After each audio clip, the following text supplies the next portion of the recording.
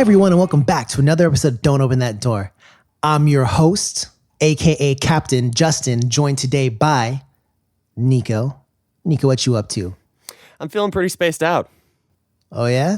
That makes complete sense. Hear that? The dulcet tones in the background belong to none other than Dan Ballas. Dan, what you doing? I'm feeling pretty good. I'm feeling out of this world right now. Oh my God. Okay.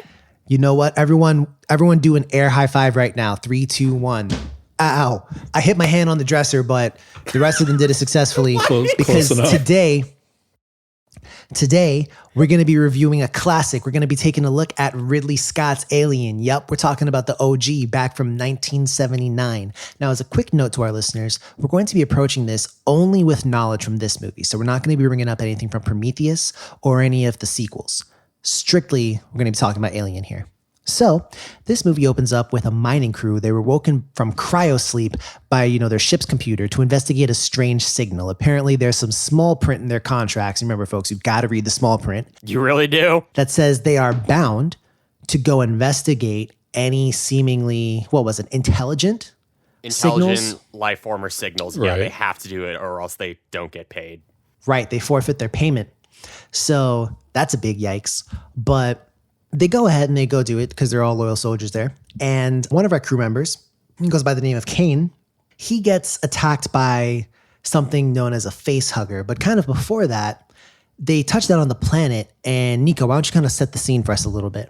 So they're going here into this super literally alien world. And yeah, just doing it right from the jump. I'm sorry.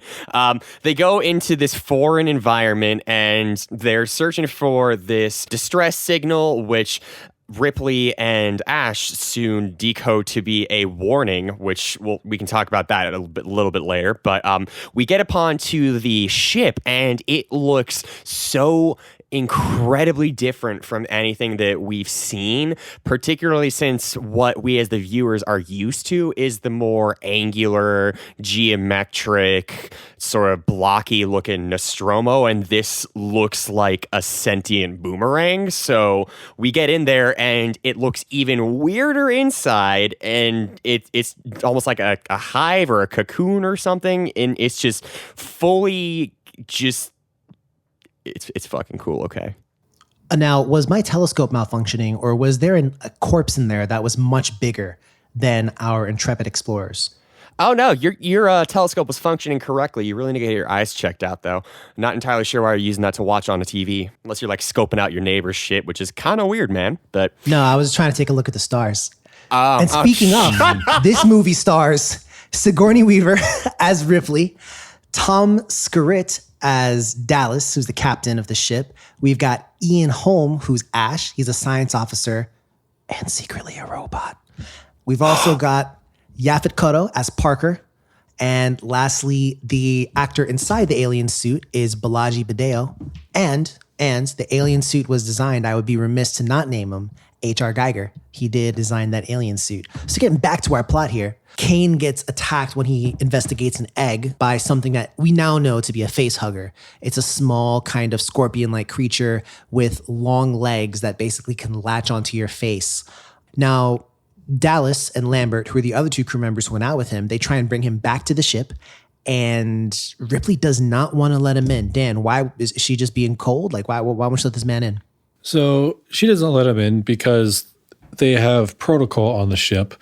If there's any sort of alien life form or anything like that, they are supposed to quarantine for, I think she said 24 hours to make sure that nothing foreign or alien, I guess, comes in.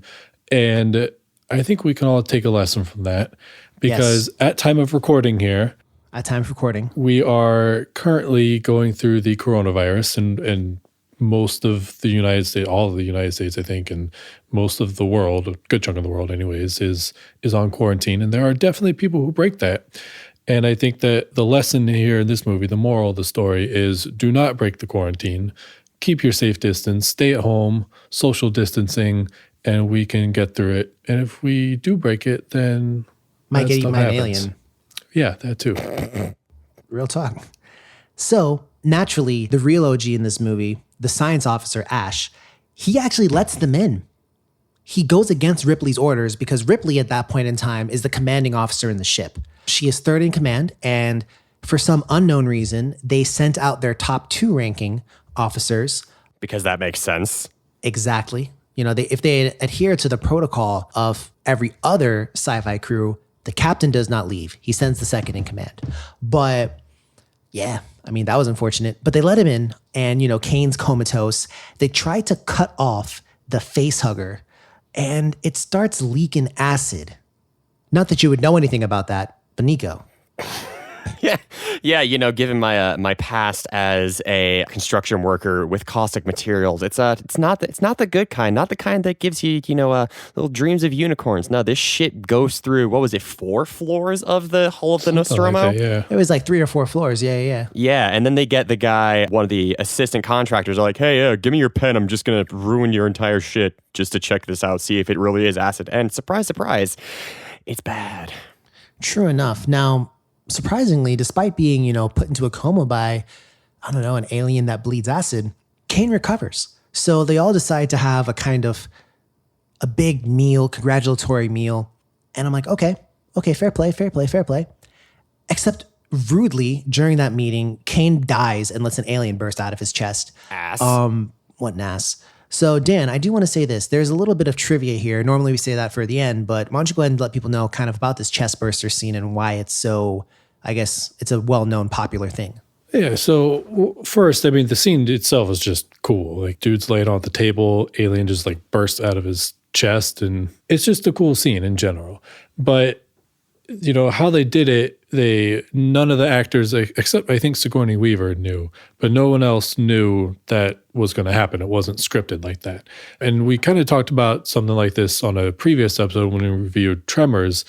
I think that's really cool. And as long as it's, safe and everything, I generally kind of like it when directors will do that, especially for something like this, where they're trying to draw out the terror and the surprise and horror in people. That's really hard to act. So this really helped to get that. And they actually spent, I think, 3 or 4 hours getting the chest cavity, and they went out to a butcher shop in the morning and got actual organs and stuff to put in a fake chest cavity. And then none of the actors on set or were on set when they were doing all of that. So nobody really knew, except, again, I think Sigourney Weaver knew. But then when that happened, the blood, kind of spurted out everywhere. And Veronica Cartwright, one of the actresses, when the blood hit her, apparently she actually passed out. And apparently Yaphet Kotto, another one of the actors, Parker. Yeah, who plays Parker. After the scene, apparently he went to his room and just didn't talk to anybody. And all the cast, the crew members were kind of freaked out. They were. Not angry necessarily, but they're all kind of frightened, spooked out. And I think that pretty accurately captured, what their characters should have been seeing.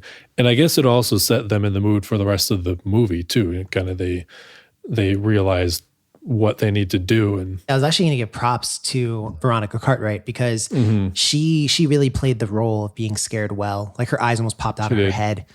She wasn't acting. Hey, I still give you the points. So, now we've got this alien.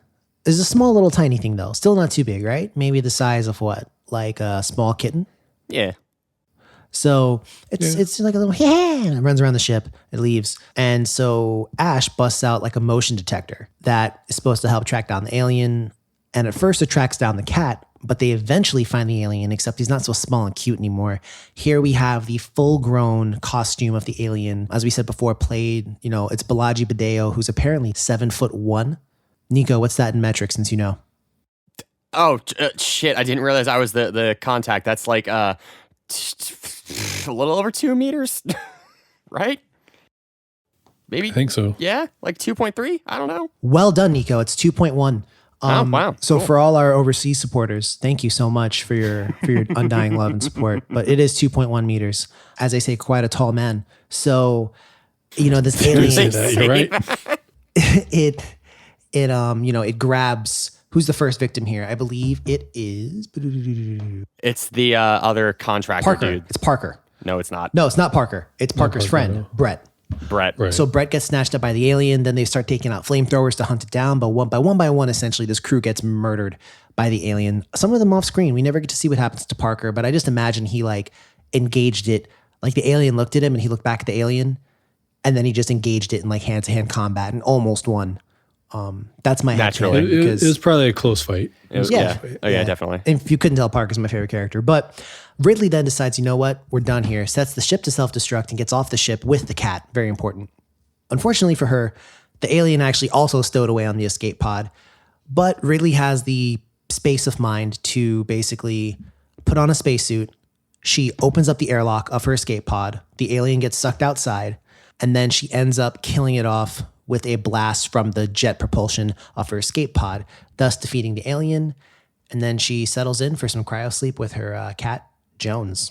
So all in all, it's a classic movie. We don't really have to say too much about it in that regard. But what do we think about starting off with the audio? Dan, I thought personally that this movie had a lot of, oftentimes in the biz, we talk about using the lack of noise to kind of turn things on your head and like use silent space when necessary. Did you see that at all in this movie? Hint, hint. Yeah, I think they definitely did. I loved when the music was there. I thought it perfectly fit with what was going on. And then a lot of times in some of the earlier scenes when the alien is first starting to get out there and kill people and they're kind of building that tension, they actually have like a heartbeat playing. And I thought that was really cool. I didn't notice it later on, so I don't know if they kind of stopped doing that once the alien has fully grown into itself and everyone knows it's out there and killing people. But at least at the beginning when it's still sort of a mystery a little bit, I don't want to say mystery, but when it's hidden more. So I thought that was cool. And you're right, there's definitely a lack of, they utilize empty space pretty well in it. I guess in terms of the visuals, we're going to call upon somebody who I guess can see, Nico. What do you think about the visuals? Fun fact, Justin and Dan have no eyes. Nico does. Yeah. Unlike the alien who does not have eyes. Hey, Lamau. No, I really appreciate the visuals. Honestly, I think they're kind of timeless in this movie, and some of that is because so much of science fiction draws from Alien, but also just because I just think it was shot well and the aesthetics were beautiful. The opening scene or the first opening scenes, I should say, we'll go in order here. I love the opening scene where we have Mother, the ship's computer, just sort of computing and doing things on its own, and we have just like a bunch of lights and numbers and text coming up on a screen shining into an empty space helmet. I thought that scene was just a really great kind of representation and foreshadowing of the fact that they really are alone out here and this is something completely foreign to them. That, as well as hinting that Mother's doing something else. And then I really love the interior of the ship, where we start with the scene opening from cryosleep. I think they definitely took some notes from 2001: A Space Odyssey, and just everything looks right. It just works, man. Like nothing looks hokey, nothing looks fake, nothing looks out of place or anything. It just works, man. I will say it's a really beautiful movie. If you look at still screenshots, a lot of those stills look really, really good and very real and just really good. Another thing that I want to point out before we move on a little bit here is I loved the lighting, particularly in the scenes where it was a little bit more dark in the end, like in the last third of the movie where Ripley is sort of running around on her own. The scene where she goes down into the air shaft and has the flamethrower and she's just framed by the pipes and all the light is coming from in the center is just going directly on her was fantastic. And I felt so claustrophobic when there was a scene of her and Jonesy running away and she just kept looking behind her to make sure nothing was following her and you couldn't see ahead of her, so it was actually genuinely scary. Yeah, and I really liked a lot of the filmography, is a lot of the shots are done from the camera is either following somebody or moving towards somebody, or the person is moving towards the camera while the camera is also moving back. It feels like you're there. There's never any like overhead shots where it's like last time on Dragon Ball Z. Right. And there's some of the shots are, from farther below looking up. And I think they really utilized the perspectives and everything of the different cameras. I thought they used very, very well. Could not agree more. So one thing I noticed actually had to do with the alien costume. I think they kind of played true to, don't let your monster be seen too much. Don't let the audience get a real good look at it. I mean, they did have scenes where they kind of paused slowly over the alien, but that was in the darkness. It's not like you ever see the alien in bright sunlight. Right. That's a good point. It makes him feel more like a real alien. Yeah. And also, I think if I could have one, I guess, criticism potentially of the visuals would have to be they cut away from a lot of deaths. I think one that really stands out to me is Dallas. So Dallas, to set the scene, he's in one of the maintenance or air ducts, and Lambert's over there freaking out. She's like, you gotta go. So Dallas, pops down from an air shaft, and the alien is down there. And basically, it literally looks like the alien is just waiting down there for him, and then he goes, ha ha! And he has just fucking jazz hands. He's like, hey. Yeah, the alien literally just like spreads out his hands like, ha! Like it looks like, like how you would scare like your sibling or something like that. I would have personally opted for maybe just showing like the alien actually grabbing him or biting him or something, but maybe that wasn't feasible at that point in time. So I'm not going to hold it too far against the movie. Well, I actually read a little bit about that too. Apparently the original cut was a lot bloodier, but they had some negative reactions from their test audiences, and might have gotten an X rating. So they kind of cut back some of that a little bit. But apparently the chestburster scene and Brett's death was actually much more violent. Not necessarily Dallas, I guess. Maybe that was still the same. But so for the audience, we did watch the 1979 theatrical version. We did not watch the 2003 director's cut. I watched the director's cut. I'm sorry. Oh, wow. Everyone, Nico has betrayed us. I'm sorry. Nico, was there more blood in that? It's been so long since I've seen the theatrical. I'm not sure. What I could tell, it looked like they actually spent more time on Ash with the scenes with where he was revealed to be an android than anything else. Okay. And speaking of, I was actually going to go into that. So does the plot in this movie kind of go beyond? I know this has a whole extended universe now, but just strictly speaking about this movie, does this movie have a plot that goes beyond? So in addition to what I described earlier about an alien running around the ship, there's a little side piece about the corporation that sent these people out. They apparently put in a new objective for, the alien specimen to make its way back to Earth, and the crew was expendable. And to that end, Ash, the science officer, is revealed to be an android. So no wonder he didn't care about bringing on a foreign life form, because he's a robot. So why would he care? So do you think this plot is a step above, or do you think it's a pretty, not by the numbers, but would you say this is a well above average plot, or is just a above average maybe? Do you mean plot of the robot, or just plot of the whole movie? Plot of the whole movie in general. I mean, I thought it was a good plot. Personally, the robot part kind of threw me off a little bit, to be honest. I don't know how I feel about that, because nowhere else are there like robots. I mean, I guess Mother is obviously AI, but not in the same way as a robot, a lifelike robot. And so when that happened, I was kind of like, really? Like, it almost seemed a little cheesy. And then the more I thought about it, the more I was like, well, to be fair, we do exist, this movie exists in a time where, they're doing crazy amounts of space travel and everything. So it's not like, it makes sense that there's a very lifelike robot and very convincing robot. But it just, to me, that was a little bit, that's one of the few knocks I have against the movie. I just wasn't, I don't know. A robot just kind of stuck out in the wrong kind of way to me. One cool note about Mother. So I know they refer to her as Mother like you would call your mother, but it's actually a play on MU/TH/UR6000, which is the name of the AI. Do we ever see that written down anywhere? Yeah, it is written down in the wiki. Nice. In the movie, I did not. No, I don't actually see it. Maybe it's at the beginning.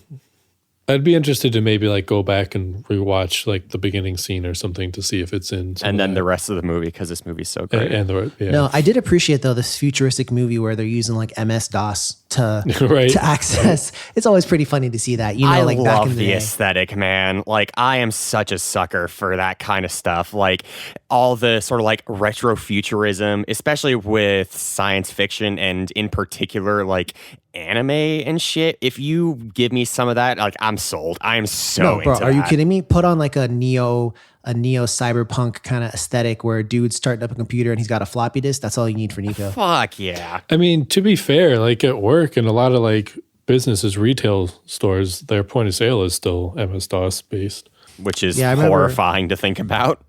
When I worked at an undisclosed large national clothing retailer, yeah, we did Rhymes use with something. Tharshals. So we did. Man, I wonder what that one could be. We did use something mad old school. I was sitting there like, my God, my cell phone could probably do more. I think most Literally, yes. do. So I guess now here's a question. Would you say this movie suffers from a little bit of slow pacing towards the beginning? Because I did notice that it was roughly half an hour before we encounter the facehugger and maybe 45 minutes before the alien proper comes out. Now, this is an hour 50 something long minute movie. Yeah. So it's pretty long and there's still a good chunk of aliening remaining in the film. I'm not in Trinidad. So, yeah. What would you guys say?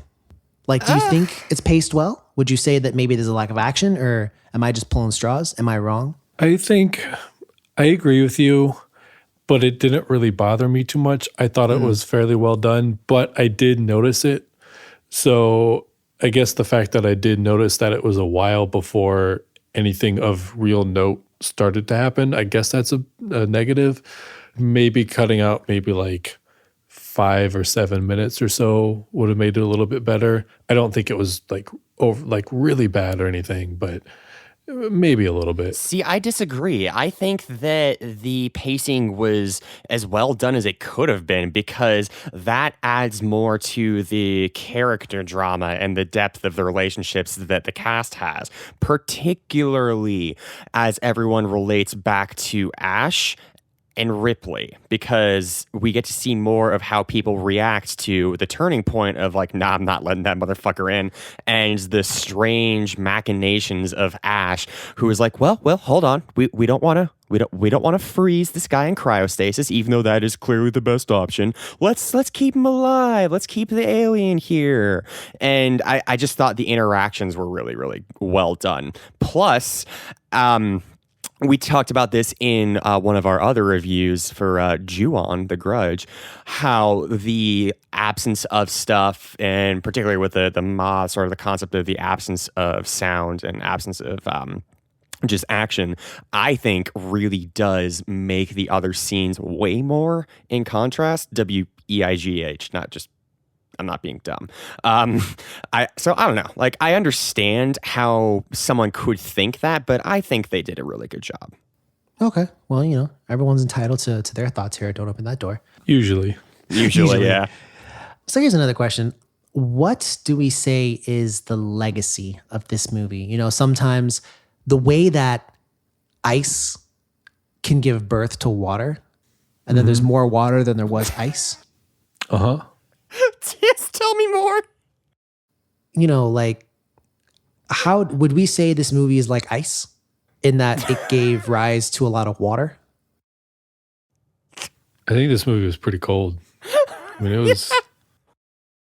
They sure didn't stay frosty enough. It was a pretty solid movie. All right, fair enough. So I will say, and I do have to give a quick shout out here. So Alien definitely did, and I'm obviously joking, but Alien did have a lot of, you know, a big legacy. There's so many movies that take from this, not just movies, even games. You know, like if you're into board games, there's a game called Nemesis. Shout out to those guys. They did watching this movie again was pretty much like, oh man, you know, like when you play Nemesis, it's pretty much like playing this movie. This also, you know, for example, I believe Alien Isolation is a game. It's out for, I think, game.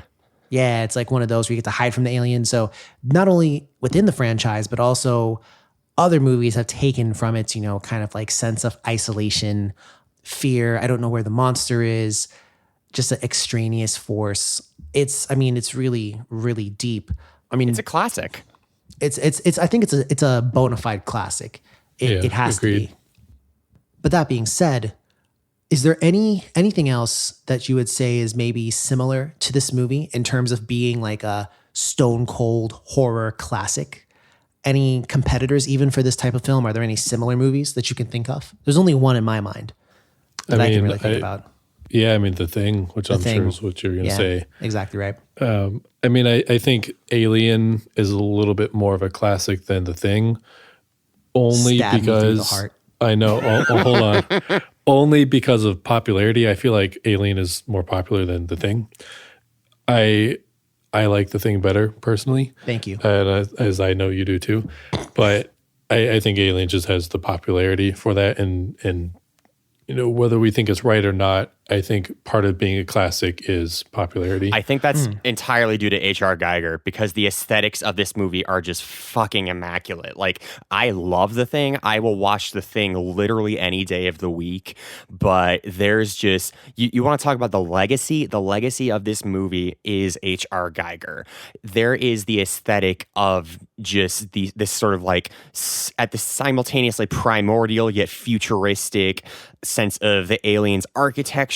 We have this super foreign looking antagonist that is wholly original, and it just, everything structurally, visually is just stunning. And as much as I love The Thing, I don't think it can beat Alien on aesthetics. So that's interesting. Obviously, at some point on this podcast, we'll end up reviewing The Thing. It is maybe my favorite horror movie of all time. I would agree. Those two are probably the two. And this came out first, right? The Thing came out in like 80 something. I think so. Yeah. So I would definitely say the two have some similar things, but no, it's interesting. It's interesting, but I really do think this movie does stand above and beyond. So I guess taking that into account, first off, real quick, and just if you could name your favorite character, 3, 2, 1. Parker. Good job, Dan. Nico, why? Because she's a badass, and if people would have just fucking listened to her, everything would have been fine.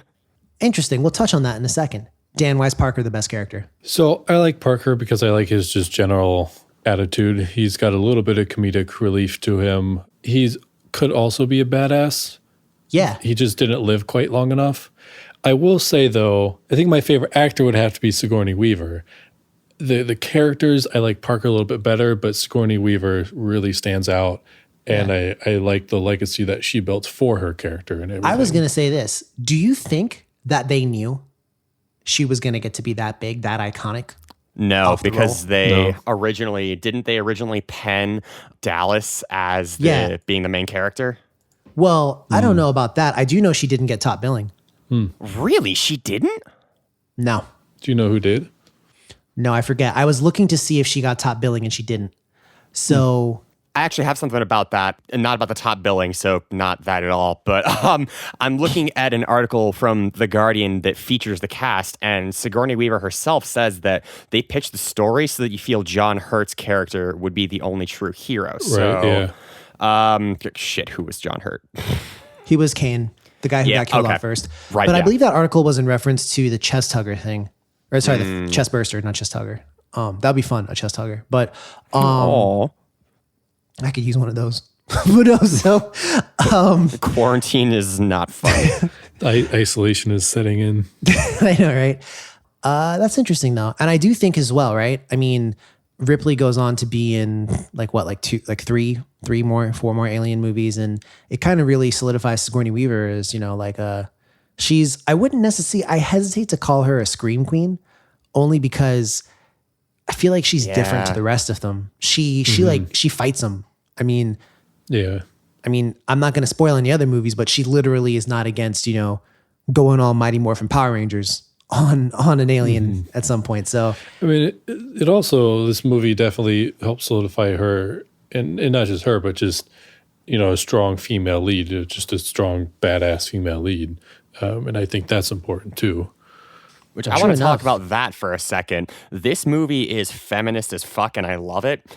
And I just like, I already said how, like, if they would have listened to Ripley, then everything would have been fine. And I cannot praise the movie enough for doing that. And, like, it makes sense that other characters would have their heads up their asses and stuff, particularly like Dallas and Ash, obviously. But really, you think Dallas had his head up his ass? Oh, yeah, particularly in the scene where he was like, yeah, I let the science man do the science thing, even though I'm his superior and know that he's clearly doing something wrong. So I actually have a thought as to that.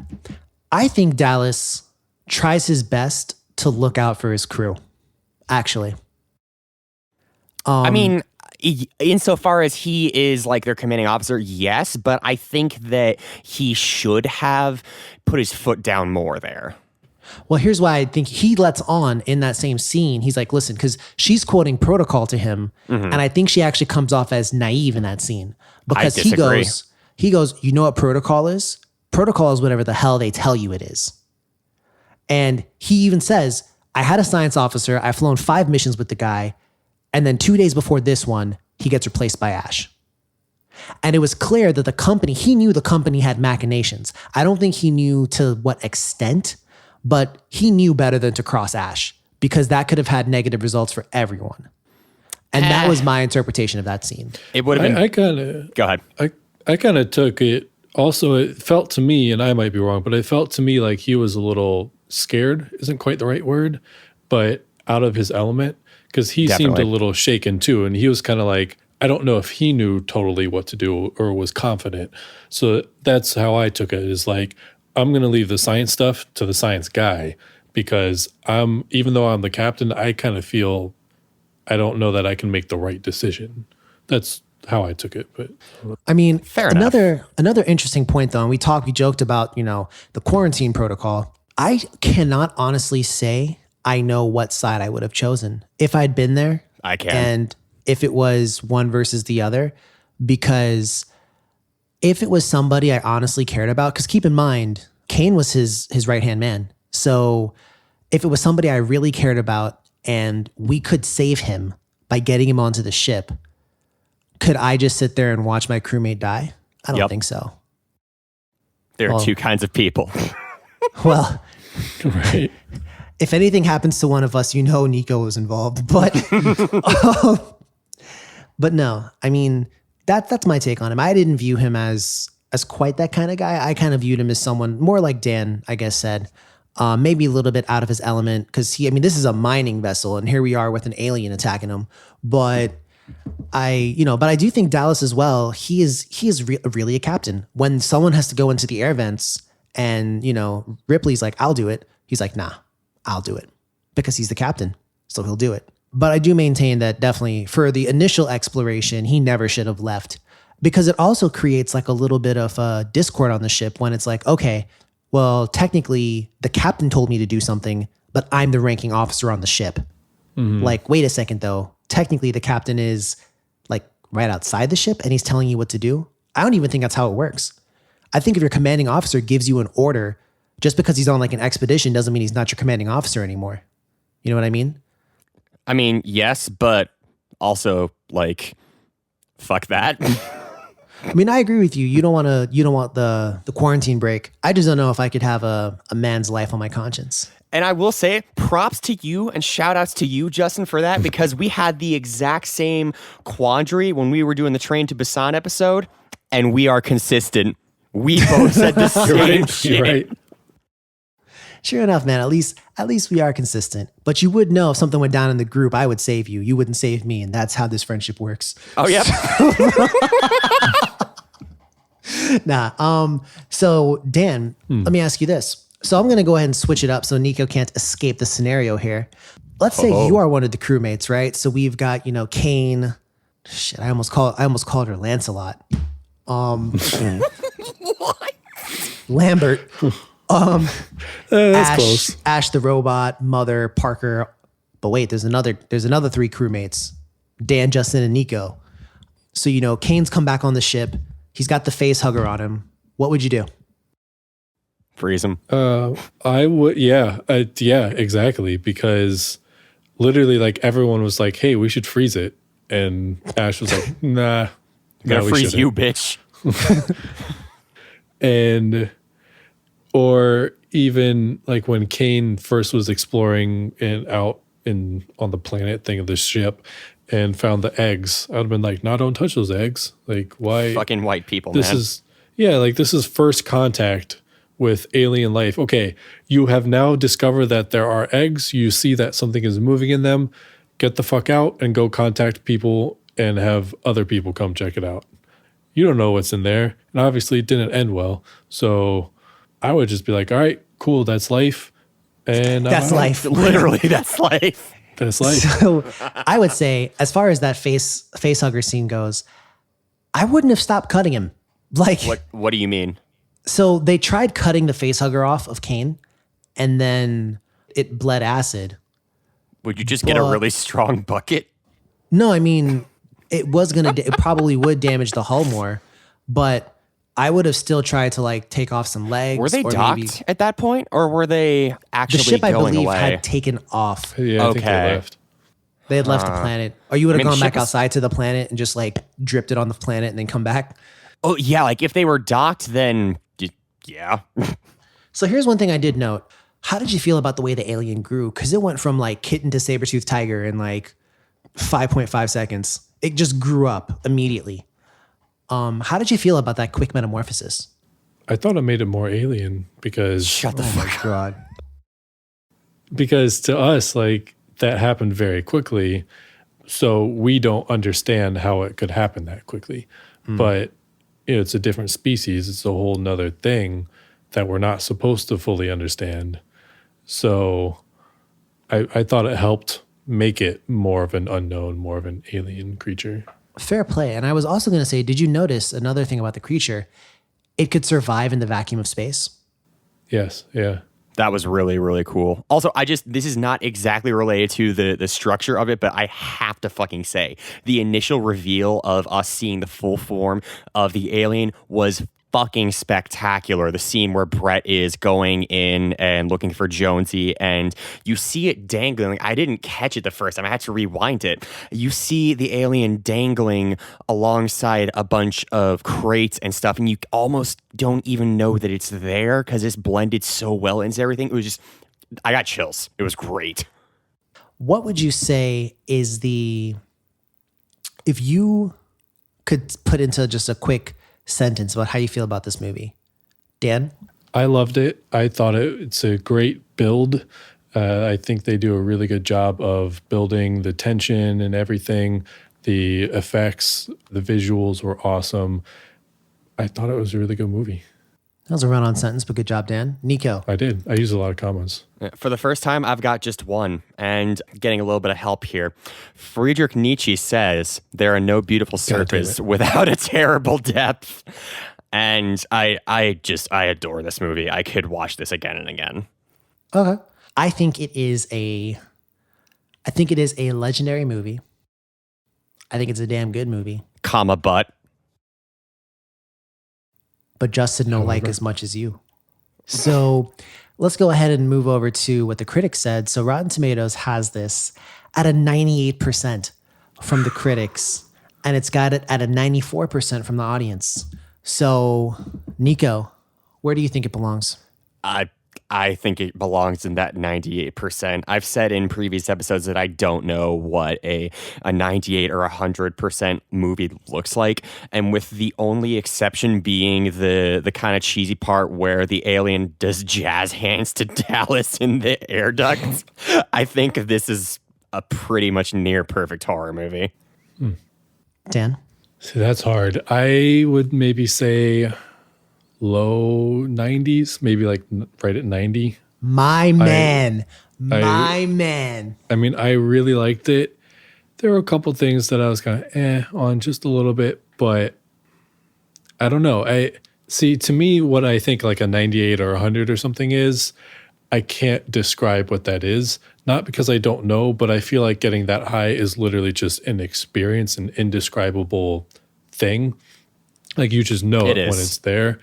And as much as I love the movie, it didn't quite do that for me. I will say, for me, and in a weird way, I'm about to get philosophical here, lads, but it's almost like people talk about like what love is, and you might be able to write it down, but you don't really know until you experience it. It's almost like when you watch some horror movies, I actually like The Color Out of Space more, personally, than this movie. That's fair. I understand that. And I think I do too, probably. And I would say that when I finished watching, Color Out of Space, something felt different inside me. Like I love movies, like horror movies I love. And it's something I'm real passionate about. So when I watch them, it's like, oh snap. When I watch a really good one, it like, for lack of a better term, it really does like make something click inside you. And you're like, man, that was awesome. Whether it's the fear you felt or something else, it's just awesome. And so for this movie, it's almost like I know this is a classic in my head. This is a classic. This is a great movie. This is awesome. It's a good movie.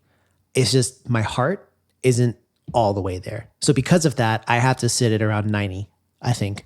Is probably where I would put it. I do. And I can't begrudge you that because my experience with it is just like grinning ear to ear more so than like being affected by it. Like, for example, when we inevitably review Midsommar, like that movie fucking changed me. And Midsommar is like a legendary boss in our podcast because this is about the fifth or sixth one we mentioned Midsommar in. I still haven't seen it. That's perfect. That's great. And I don't want to spoil a thing because it really holds a special place in my heart because it affected me so much. Alien didn't affect me like that. It's just really good. No, it is really good. And what kind of boosted Alien in my books is the fact that it came out 40 plus years ago, 41 years ago. Yeah. And it still holds up. It still looks stunning. Like, I love old horror movies. I mean, I watched Behemoth. If any of you... That's a deep cut. If any of you go venture to watch that movie. So I've watched old things, and I mean, yes, you have to look at them through a certain lens, but I mean, this movie, no matter how you look at it, it really did establish the future of space horror, and not just space horror, just a couple horror movies in general, the general aesthetic. I mean, Paul W.S. Anderson, you know exactly the movie I'm talking about. Event Horizon. Horizon. That movie, I mean, took notes from Alien. And like, that's not the only one. So I don't know. I think it's really awesome. So now's the time for us to decide, does this get the "don't open that door" stamp of approval? Yes. In a fucking heartbeat. Yes. Does this get the "don't open that door" golden seal of approval? Yes. I would say so. I would agree. So there you have it, folks. This is the third movie to enter the illustrious "Don't Open That Door" Golden Seal of Approval Hall of Fame. It will take its place next to Train to Busan and Color Out of Space. We could not recommend this movie more. If you haven't seen it, please go see it. This is almost like a booster shot, right? If you haven't seen it in a year or two, give yourself a booster shot because it's well worth it. It is a very rewatchable movie too. I mean, absolutely it is. It is one of those. Many times. Yeah, to give it a metaphor, it's almost like Illmatic from Nas, right? Like when you listen to it, you hear something, but when you listen back to it, you pick up on something else. This movie, like watching it, this is I think the third or fourth time I've seen Alien, and I've seen them spaced out. The last time I had watched it, Dan, was I think with you back in 2015-ish? Probably about then. So yeah, that was the last time I'd watched it. It's been like 5 years, and this movie, this time around, I noticed more. I see more things, and it's awesome. It's really cool. It's really cool. So anyone have any last thoughts they want to get off their chest? That cat was cute as shit. That's it. I am so happy Jones lived, bro. Oh my God. Yeah. I got so terrified. There was a scene where she drops Jones and the alien's like staring at him. Bro, she was like mishandling Jonesy so bad. She was like running down the hall and like pelting like a case. Like, I felt so so bad. I knew there wasn't a cat in there because that would be animal abuse, but just like, fuck, man. Yeah, I mean, obviously, I think back then they were more lax on that kind of thing, but I don't think they did that. So, yeah, dude, it was wild. But here's a question. Is there any reason why the alien never eats the cat? Can't catch the cat. I think it's because he's not interested, or I shouldn't say he. Ash was talking in the movie how it's a perfect organism and its perfection is only matched by its hostility, or its design is only matched by its hostility. I think it just wasn't interested in the cat because it wasn't a worthy prey. So I was thinking that the alien, you notice how they said there was no blood when they were talking about Dallas, and they were like, there was no blood, no body. Right. They just dragged him. I was kind of thinking they were dragging bodies for hosts. Yeah. And then the cat wouldn't be a host, so there's no point. Yeah, that's fair. Yeah, but that's just theory. I don't know if it's true or not. But in any case, that's been it from us here at Don't Open That Door. And again, if you haven't seen this movie, you owe it to yourself to go see it. Thank you for everyone who listened. If you could, please give us a follow at DOTD Horror. You can find us on Instagram, Twitter, and Facebook at Don't Open That Door Podcast. That's it from Justin, Nico, and Dan signing off. Everyone have a great night. Please observe quarantine. And of course, don't open that door. Bye.